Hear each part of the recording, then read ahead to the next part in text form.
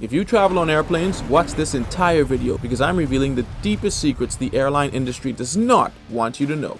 And stick around because I hit a little nugget in there that could help you lower your fares, but be careful because if you do it wrong, it could really spell disaster. But let's start out with what you want to know first. You might be a nervous passenger and want to know which seat is the safest on the plane, should it experience problems or even worse. Crash. In April 2012, a team of TV studios staged a crash in the Mexican desert.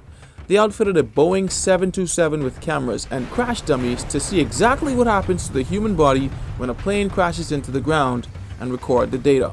But before I give you the answer, comment and let me know which seat you would sit on if you knew that the plane that you were on was going down. That's a scary thought. The reality is that there are lots of variables involved in a plane crash, from the type of landing, terrain, the kind of plane, and the skill of the pilot. That being said, the correct answer is there is no safest seat, but based on statistics, the safest area of the airplane is, as you probably thought, at the very back and specifically within 7 rows of an emergency exit. Something to keep in mind when you're booking your next ticket if you're particularly paranoid of flying. But if surviving a plane crash is the worst thing that can happen, this isn't very far behind. If you have a hankering for your favorite hot beverage or are offered tea or coffee on a flight, it would probably do you well to refuse. Not very many people know this, but it's been revealed that the water used to make your drink comes from a storage tank that is only required by law to be flushed out and disinfected 4 times a year. Wait, what? I mean, the tanks aren't filthy, but would you really feel comfortable drinking water from a public water pitcher that hasn't been cleaned in 3 months? That gives me the heebie-jeebies. But there must be something to this 3-month threshold, because it's also the amount of time an airline has to wait until they can legally sell off your unclaimed luggage. That's right, if you don't track down and claim your lost luggage, it might be gone forever. Hey, I guess they have to offset those free hotel and food vouchers somehow, right? The scariest fact that you probably knew about but never really gave any thought to is that on long-haul flights, everyone sleeps on the plane at some point. Yes, even the cabin crew. Singapore Airlines gives their cabin crew the finest amenities like plush bed sheets and silk pillows. But where do they sleep? Standing up?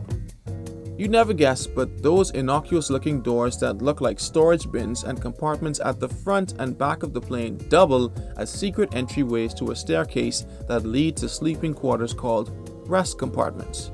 When sleep time is over, the other flight attendant warmly wakes up their crew member and they switch out. But what about the captains? Do they get some shut-eye as well? These guys have a nice setup too, complete with a bed, a business class seat, a lavatory, and even a closet. But they can't get too comfortable on a long-distance flight, as in one instance in 2021 saw a commercial pilot fly past his destination by 70 miles before waking up 40 minutes later and then safely landing at an airport in Australia. Scary thought, but luckily modern airlines are equipped with sophisticated autopilot systems, so it's highly unlikely that you will just fall out of the sky. Remember that nugget I told you about earlier? Well, this method is used by shrewd travelers to get lower cost ticket prices, but there is a catch to it. And by the way, if you're absolutely amazed by what you actually did not know goes on when flying the friendly skies, take 3 seconds to pause and give this video a like. It would really go a long way in helping to get this video to others who want to know the same secrets you now know. As we all know, airline costs have skyrocketed in the last decade, and especially since the consolidation of US carriers and less competition on selective routes, leading to higher ticket prices for those trips. But what if I told you that you could pay significantly less to fly on the exact same flight? Welcome to skiplagging, an effective but controversial method of travel. This service finds hidden city tickets, which means that you buy a ticket with a layover in your desired destination, and instead of getting on the second flight, you just grab your suitcase and leave the airport. Okay, now I've got your attention. But how is this even possible? Well, let's take this scenario. Let's say you want to book a flight from Atlanta to Orlando. That flight costs you $250, but there's a sneaky little way that you can lower your costs. If you were to skiplag, you could book a flight from Atlanta to Dallas with a layover in Orlando. That trip now costs you $130. So instead of going on to Dallas, you would hop off the airplane with your baggage and leave the airport on a one-way ticket to Orlando. A great way to save money and have more to spend on your vacation, right? Well, of course, there are always downsides.